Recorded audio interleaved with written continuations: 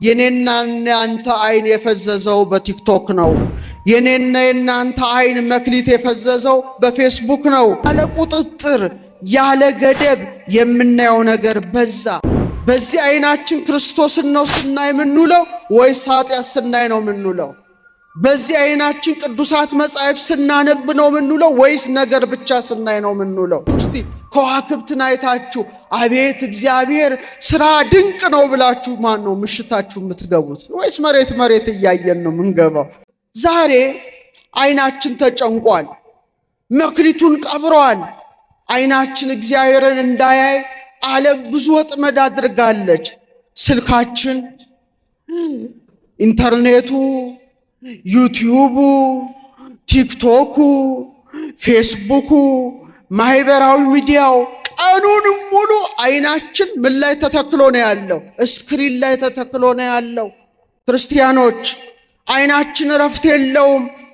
አይናችን ቁጣን ከተመለከተ ነፍሳችን ምን ይሆናል? ይቆጣል።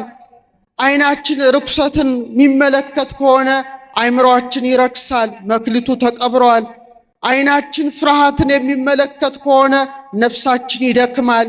አይናችን የማይረባ ነገርን እየተመለከተ ከሆነ መንፈሳችን ባዶ ይሆናል። ዛሬ ብዙዎቻችን ምን ሆነናል? ደክመናል። የደከምነው ግን በስራ ብዛት አይደለም፣ ምንመለከተው ነገር በስቶ ነው። ምን በስቶ ነው? ጸሎት አንሷል፣ ቲክቶኩ ግን በስቷል። ሁላችንም ጠዋት ተነስተን ፊታችንን ታጥበን አምላካችን ከማመስገን ይልቅ ሁላችን እጃችንን ወደ ስልካችን ሰንዝረን ቲክቶክ፣ ፌስቡክ መኝታችን ላይ ሆነን ምናይ ሆነናል።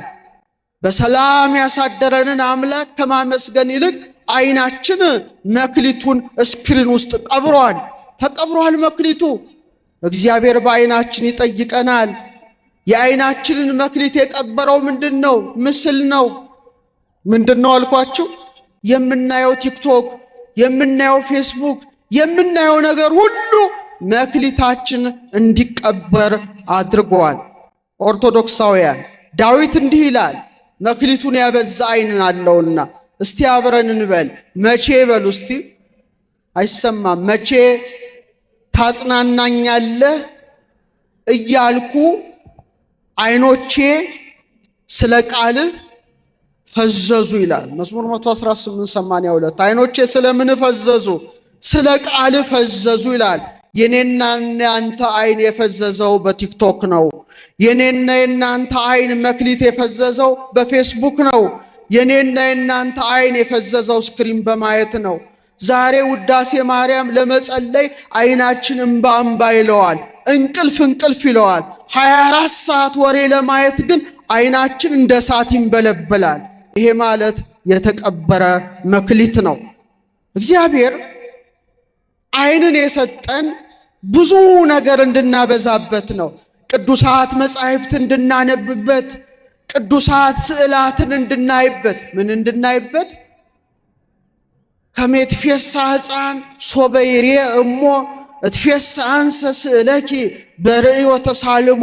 አባ ጽጌ ድንግል ሕፃን አለ እናቱን በአይኑ ሳይ እንዲደሰት አለ። እኔም አለ እመቤታችንን ሲያመሰግን ስዕልሽን በማየትና በመሳለም እደሰታለሁ አለ። ምንሽን በማየት?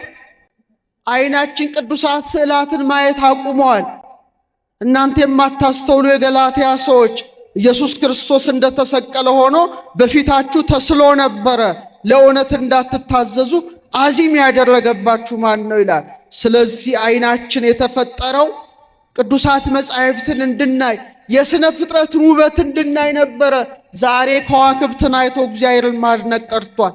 ስንቶቻችሁ እስቲ ከዋክብትን አይታችሁ አቤት እግዚአብሔር ስራ ድንቅ ነው ብላችሁ ማን ነው ምሽታችሁ የምትገቡት? ወይስ መሬት መሬት እያየን ነው የምንገባው? እግዚአብሔር በሰማያት ከፍ ከፍ አይልምን?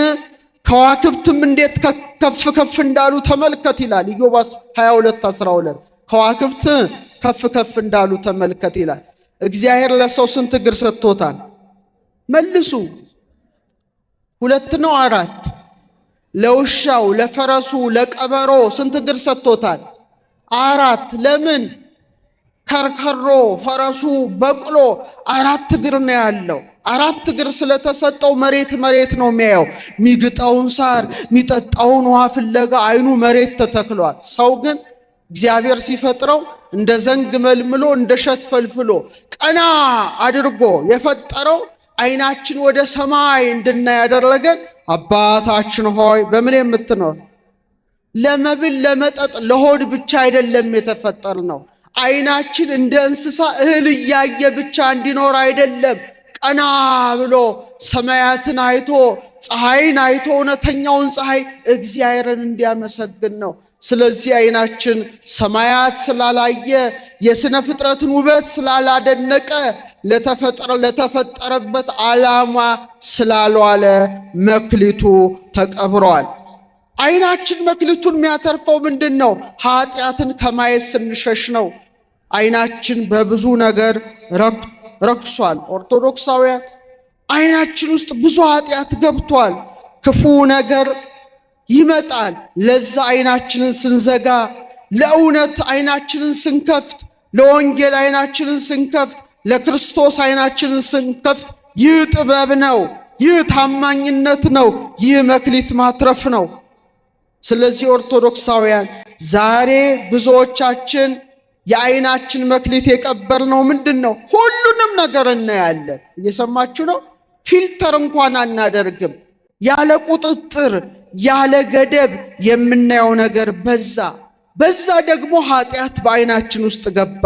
ነፍሳችንን ሁሉ አጨለመ። አእምሮአችን በጨለማ ተዋጠ። ታዲያ ክርስቶስ ይመጣላ፣ የመክሊቱ ባለቤት ይመጣላ። ልጄ አይንን ሰጥቼ ነበረ፣ አንተ ግን ጨለማን መረጥክ ይላል። ጉዳችን ነው። ለእያንዳንዳችን አይን እንጠየቅበታለን። በዚህ አይናችን ክርስቶስን ነው ስናይ የምንውለው ወይስ ኃጢአት ስናይ ነው የምንውለው? በዚህ አይናችን ቅዱሳት መጻሕፍት ስናነብ ነው የምንውለው ወይስ ነገር ብቻ ስናይ ነው የምንውለው? ብርሃንን ሰጥቼ ነበረ፣ አንተ ግን ጨለማን መረጥክ። መክሊት ሰጥቼ ነበረ፣ የአይን መክሊት፣ አንተ ግን ስክሪን ውስጥ ቀበርከው ይልሃል። ስለዚህ መጠንቀቅ ያስፈልጋል። ስለዚህ ኦርቶዶክሳውያን ይህን ማደር መክሊትን መቅበር ነው፣ ብርሃንን ማጥፋት ነው፣ ነፍስን ማጨለም ነው። ስለዚህ ኦርቶዶክሳውያን አይናችንን እንጠብቅ። አይናችን ምናችን ነው? መክሊታችን። እስቲ ድገሙት። ይህ አይንህ ወይ ወደ መንግሥተ ሰማያት ሊያስገባ ይችላል ወይም ወደ ገሃነመ እሳት ሊያስጥል ይችላል። ስለዚህ አንተ በጎ ታማኝ ባሪያ አይንን ሰጥቼ ነበረ ይላል ክርስቶስ። በአይንህ አይተኸኛል። አይንን ሰጥቼ ነበረ፣ በአይን ቅዱሳት መጻሕፍትን አንብበሃል። አይንን ሰጥቼ ነበረ፣ በአይን ድሆችን በርኅራኄ ተመልክተሃል። አንተ ታማኝ በጎ አገልጋይ ወደ ጌታ ደስታ ግባ የሚለውን ሕይወትን ቃል እንዲያሰማን ቅዱስ ፈቃድ ይሆንልን።